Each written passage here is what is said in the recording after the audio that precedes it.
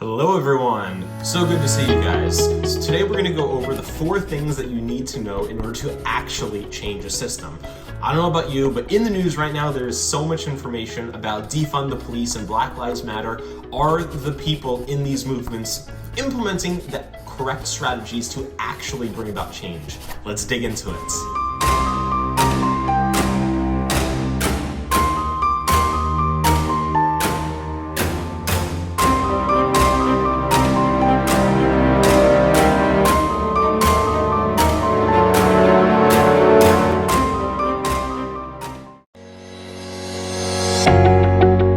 So in order to discuss how systems can be changed, we first need to study what systems have in fact been changed in the past. And some examples that probably are at the top of most people's heads are what happened to the Nazis in Nazi Germany after World War II, and how the Nazis used violence in order to change their system to exterminate thousands and thousands and thousands of people. They changed stuff through force. Now, the system that we are currently wanting to change in the United States, we could use violence, but let's study what happens when you in fact use violence. So when you dig into violence, what you find is that it can change systems. If you go study how Hitler was able to change Germany, he used a lot of violence and fear, and what ended up happening is he created a lot of anger in people, although fear as well, and when that anger is manifests, you can't stop that from arising. You can try and suppress anger, and what's going to happen is you're still going to be angry and you're still going to be frustrated, and at some point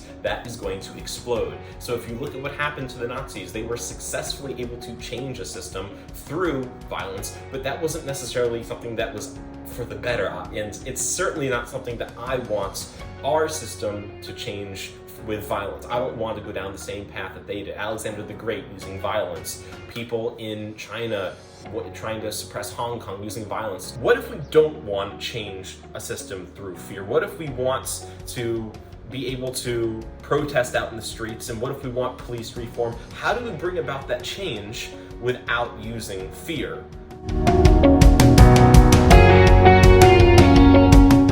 So the trick to keep in mind is that the reason violence is able to make change is because it's able to move bodies. But violence cannot change your emotions, not your soul, your spirit, who you are. It doesn't bring about emotional change that makes you want to be better. We as a society are full of us who are polite people, but we are not kind people. And what that means is from a young age, we've been conditioned to be proud of our behavior as opposed to just being. Like when somebody says I'm sorry, they don't mean truly that they are sorry. They just say that because at some points that they were taught that when this happens, you're supposed to say sorry. You were taught manners, which made it so that you were conditioned, or maybe it became a habit to say I'm sorry or are you okay? But we don't actually feel all of these emotions. We're simply saying them because we've been conditioned to do so. So an example of this politeness in society is when people say, or you hear on the news, not all cops are bad just because some have done bad actions. And these ideas are, when you say like, I get it, that is a social mask. You're not having an emotional response to what they're saying. You are conditioned to simply respond politely because you want to use those words to get you that social interaction without having to feel all of what that feels, which may feel infuriating, you may feel angry, you may be sad, you may want to cry. Those feelings you need to internalize and feel before you end up responding to these things. So to create that change, we need to dig into the feelings before we can go to change a system.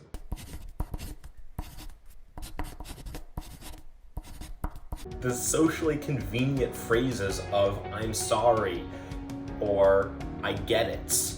You have anger, you need to feel that anger, and then once the anger passes and the biochemical reaction that you have in your brain responds after that emotional response has happened. That way you can accept how you feel. Your brain is not hardwired to act logically. Your emotion response actually happens faster than your ability to logic through something. So we don't want people just blanketing saying all cops are bad. We don't want these blanket group statements. We need to dig into the emotional truth of that before we're able to create change, and every individual internally needs to do that. People right now are angry, and they are angry in a irrational, emotional way, because that's how emotions work. They are irrational, but that doesn't mean you don't feel them.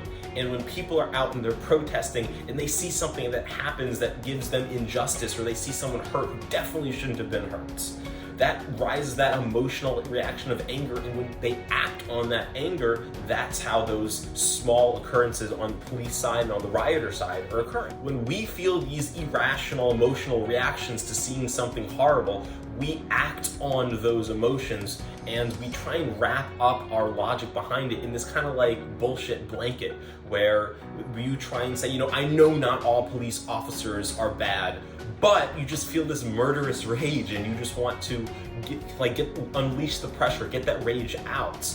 And that's not going to change the system. That's going to have people on both sides just having that rage and feeling angry, and it's not good. So human to feel that rage, but what we need to do is we need to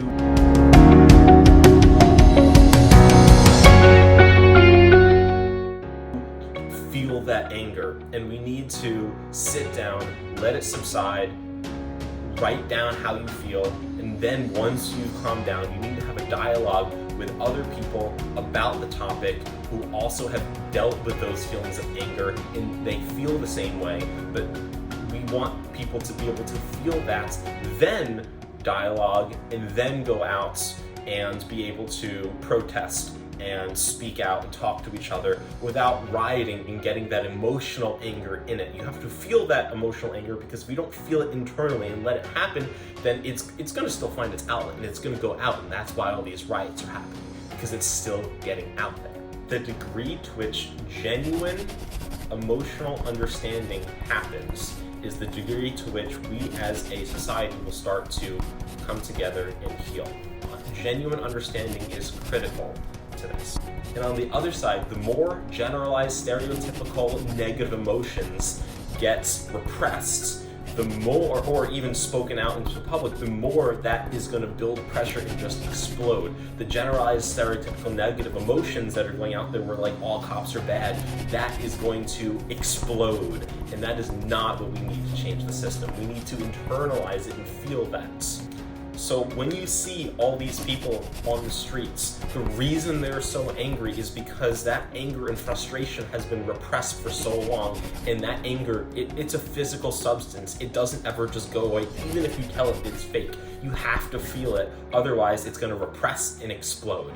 And right now, it's exploding, and that's what we're seeing out there. So the extent to which we internalize our anger, and then we dialogue about it, and then we hold hands and riot together peacefully or protest peacefully, that is the degree in which we are going to be able to change. So the way to change a system is to internalize your feelings, feel those feelings, and then once we can get that degree of true understanding, we are going to be able to dialogue, hold hands with each other in the streets or wherever the protest of whatever value happens, and then we can bring about change once we all, to a genuine level, have an understanding of what is going on.